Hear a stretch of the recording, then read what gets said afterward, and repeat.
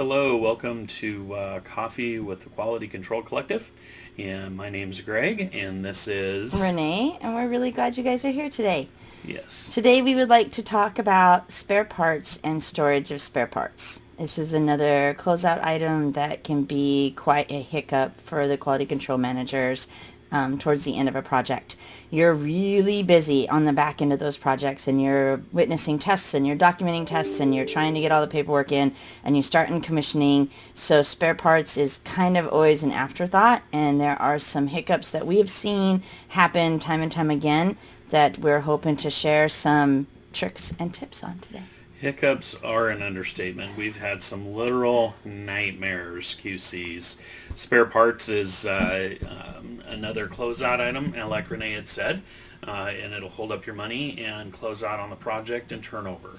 So as soon as you get your product data approved, you want to make sure when you're releasing your subcontractors to procure, if they have a spare part requirement, that they procure enough for spare parts. Now, a lot of these people are going to tell you, well, we're a year away from turning the building over, I can get spare parts then. But as we know with die lots and unique things, And especially with your flooring and base and oh my cove gosh. and tile. Brick. Yeah, brick. It has to be part of the same lot. So otherwise the colors aren't the same. And by the time you're collecting the spare parts at the end, all the materials are already installed and it's too late. And that can really bog you up. So like Greg said, make sure you request that.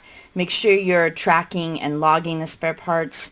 Make sure that you're able to make a itemized transmittal of all the items that are included to turn over to the end customer. That is a way to cover you, and it's a way to cover your subcontractor.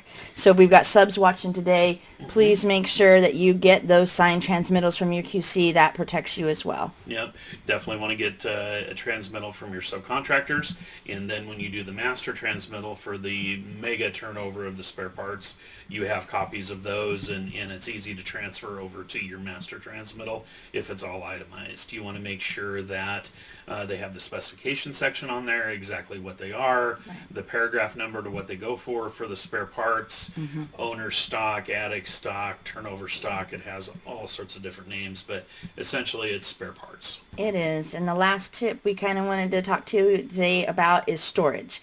So all your spare parts are going to be palletized or in a room if it's a building that you're turning over, except for fire stuff. So all the items that goes with your fire sprinkler are usually in the sprinkler fitting box, and that's on the wall. Besides that, though, all the other spare parts are turned over either they're in a pallet or, like I said, in a room. The hiccup that we see over and over again is QCs try to be proactive and they try to start collecting the spare parts early, but they are not secured. So they're in a connex that's not locked, or they're in a room in a building where everybody can get to it. And if the craftsmen screw up and with the install and they need another tile or they need another piece of base coat, it's really easy for them to go to your spare parts and pull it out of there. But then at the end, you don't have your spare parts, and the subs are saying, we've already turned them over to you, you've got them, and you don't have the right amount. And it's something that we've seen over and over again. So please make sure that when you are collecting them, we're all for collecting early. If you're on a job site where you've got a place to store them and secure them, we're all about collecting early.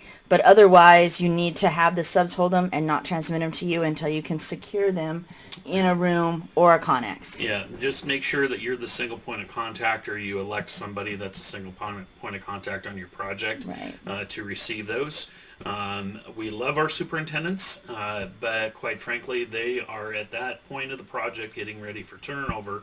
They're concentrating on punch lists and getting the subs out. And if they need to grab a ceiling tile and they need to get it done, or like the cove base that Renee was talking about, they're going to raid your spare stock, and they're just going to have the subcontractor try and replace it because they're focused on the punch list. But don't let that happen. I know it's a pain and you're probably going to get cussed out at, but it's going to make your life easier in the end, and everybody's going to thank you for it.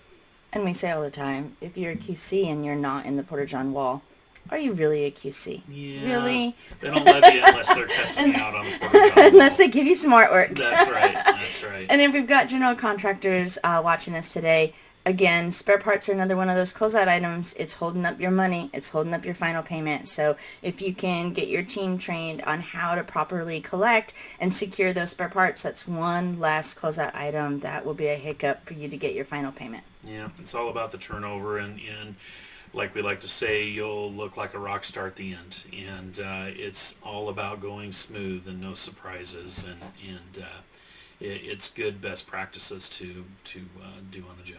We really hope that these tips might have helped you today. If so, please give us a like down below. Like us. And follow us for the next tips for QCs. Thanks everybody. Have a great day. Bye.